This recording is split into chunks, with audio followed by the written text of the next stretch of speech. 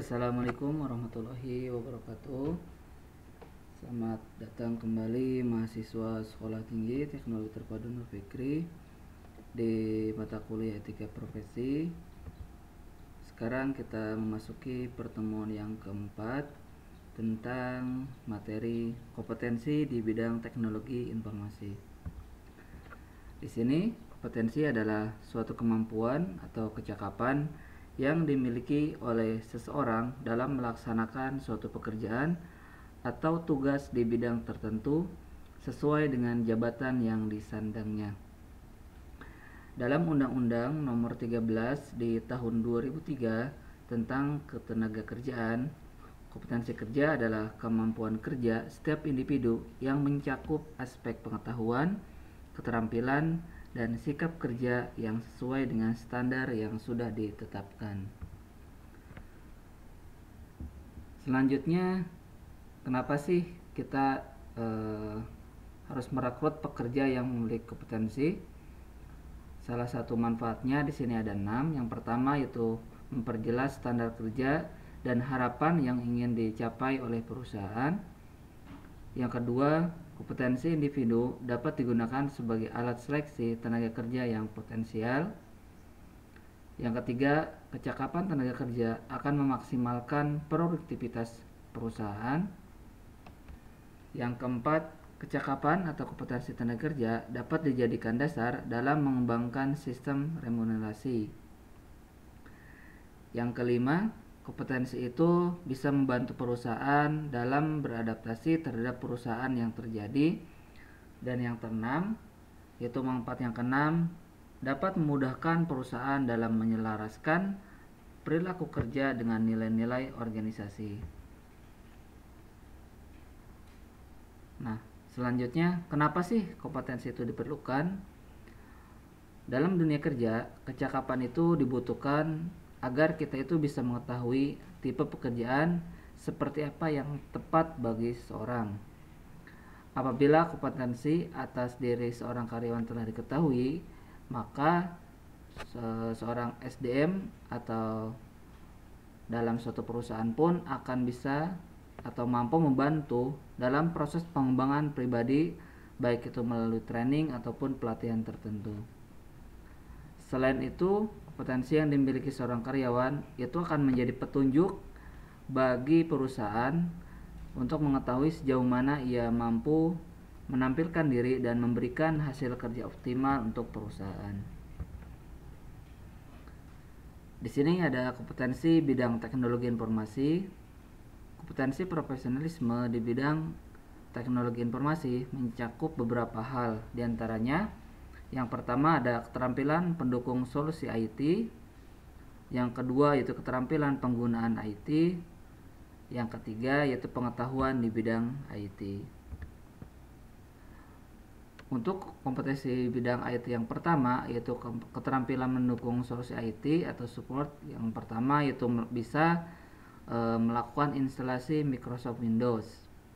Kemudian juga bisa menghubungkan perangkat keras atau hardware, melakukan instalasi Linux, pasang dan konfigurasi mail server, FTP server dan web server, memahami routing dan Sega programming. Keterampilan pengguna IT yaitu kemampuan mengoperasikan perangkat keras, administrator, dan melakukan konfigurasi sistem operasi yang mendukung network. Di sini ada 9 ya. Yang pertama yaitu administer perangkat network. Yang kedua itu mencari sumber kesalahan di jaringan dan memperbaikinya. Yang ketiga itu mengelola network security. Yang keempat, monitor dan administer network security. Yang kelima, monitor dan administer sebuah database. Yang keenam, kemampuan menangkap digital image. Yang ketujuh, itu bisa mengakses internet.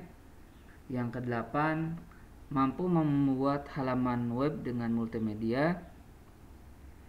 Yang kesembilan, itu penggunaan perangkat lunak internet berbasis Windows seperti Internet Explorer, Telnet, FTP, dan IRC. Nah, biasanya dalam kompetensi IT itu sering muncul lowongan pekerjaan, misalnya dari lowongan pekerjaan web developer atau programming, yang kedua itu web designer, yang ketiga ada database administrator, yang keempat sistem administrator, yang kelima network administrator, yang keenam helpdesk, dan yang ketujuh yaitu technical support. Nah, kompetensi yang harus dimiliki oleh seorang programmer atau web developer yang pertama itu bisa membuat halaman web dengan multimedia dan menguasai juga CGI programming. Selanjutnya, untuk seorang web design, kompetensi yang harus dimiliki itu yang pertama kemampuan menangkap digital image, dan yang kedua yaitu membuat halaman web dengan multimedia.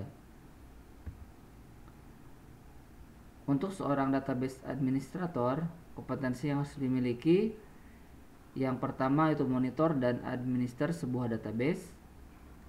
Yang kedua juga dia harus bisa melakukan sistem administrator, kemudian juga bisa menghubungkan perangkat keras, melakukan instalasi Microsoft Windows, kemudian juga bisa melakukan instalasi Linux, pasang dan konfigurasi mail server, FTP server, web server, dan yang ketujuh yaitu memahami routing.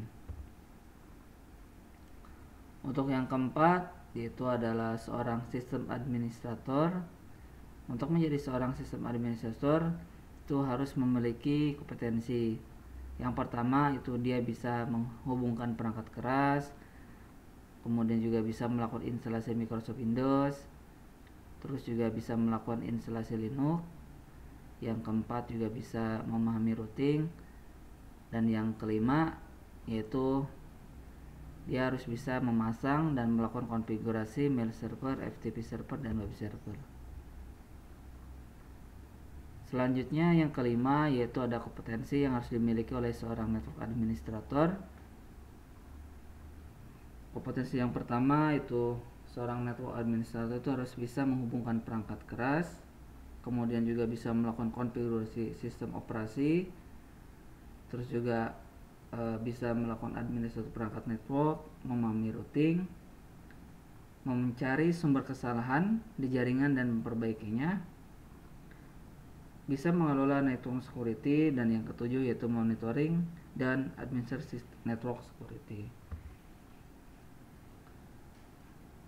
Yang keenam ada helpdesk. Di sini kompetensi yang harus dimiliki pengguna perangkat lunak internet berbasis Windows seperti Internet Explorer, Telnet, FTP, dan IRC.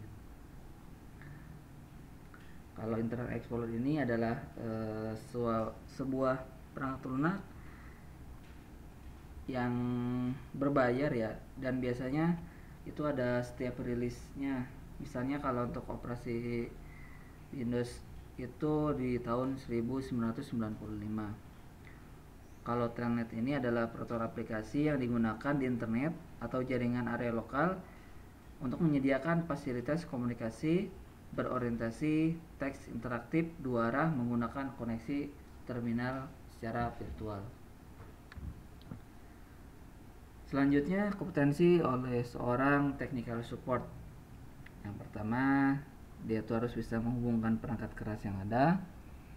Yang kedua bisa melakukan instalasi Microsoft Windows, juga bisa melakukan instalasi Linux. Yang keempat itu bisa mencari sumber kesalahan di jaringan dan memperbaikinya.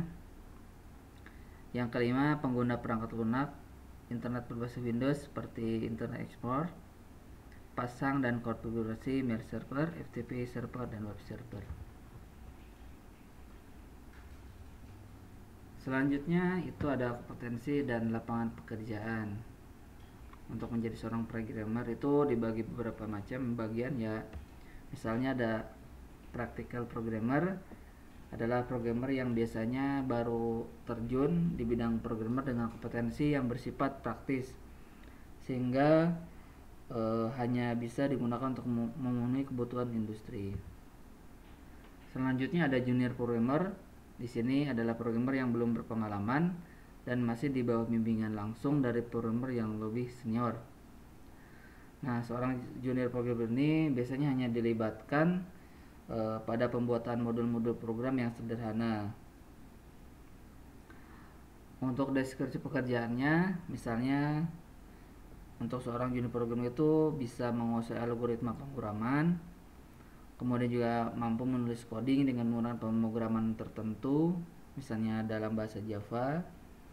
Kemudian juga bisa memahami konsep basis data, mampu mengoperasikan aplikasi basis data, mampu membuat aplikasi database sederhana, melakukan pengujian terhadap program aplikasi, mampu membuat laporan dari database sesuai dengan informasi yang dibutuhkan.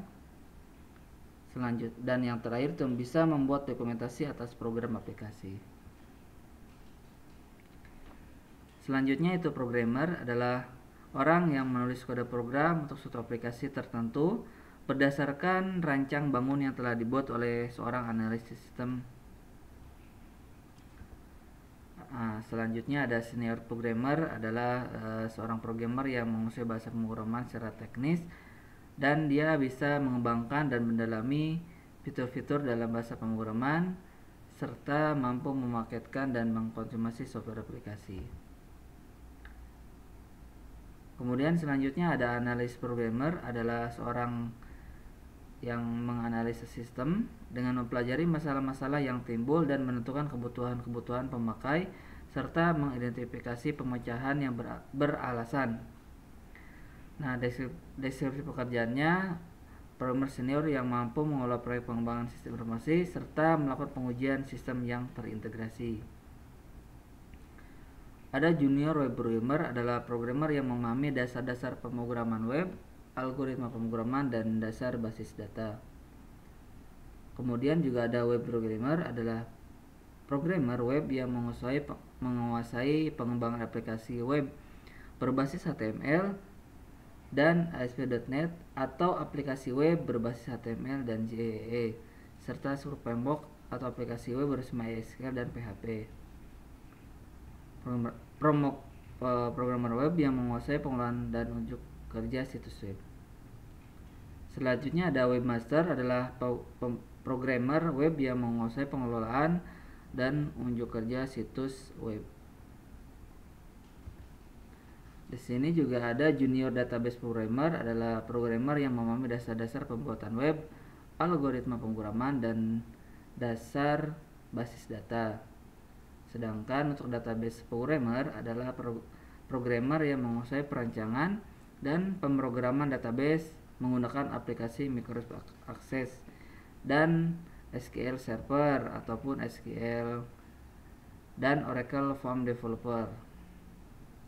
Selanjutnya ada senior database programmer, adalah programmer yang menguasai data warehousing, perancangan dan pemrograman database menggunakan perintah SQL tingkat lanjut, menggunakan aplikasi Microsoft SQL Server dalam melakukan proses administrasi database-nya.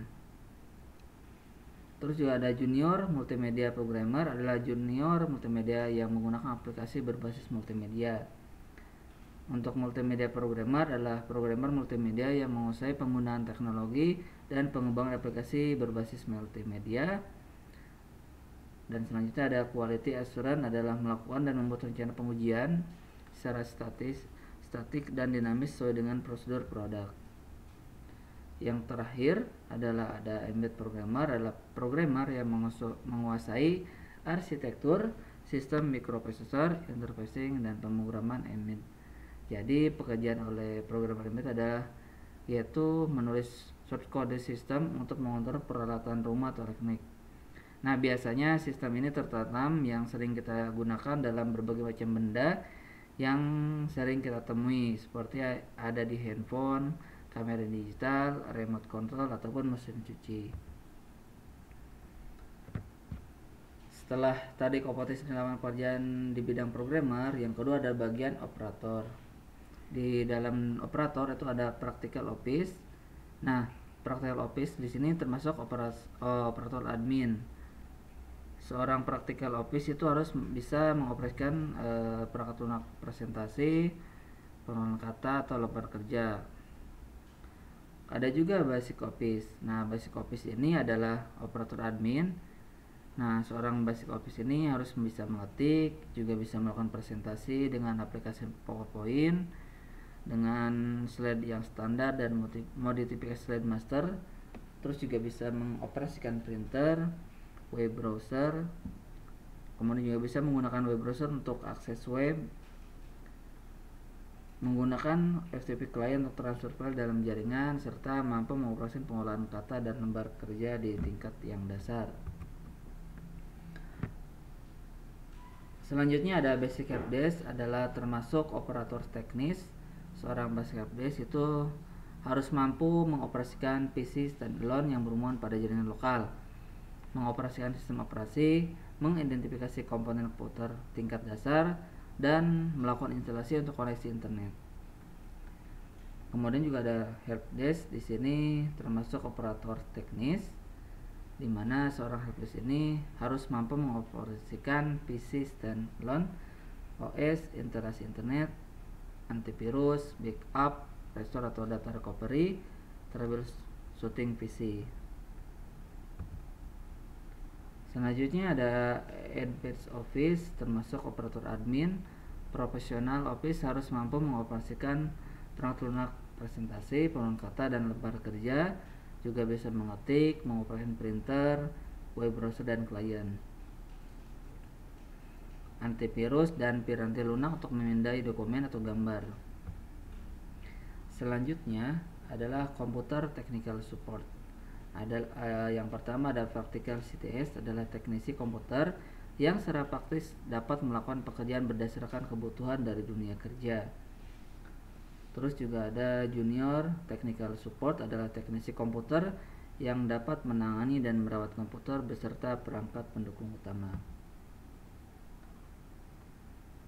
Selanjutnya ada technical support, adalah staf pendukung teknik komputer yang dapat mengoperasikan PC standalone, instalasi operasi sistem, instalasi dan konfigurasi jaringan.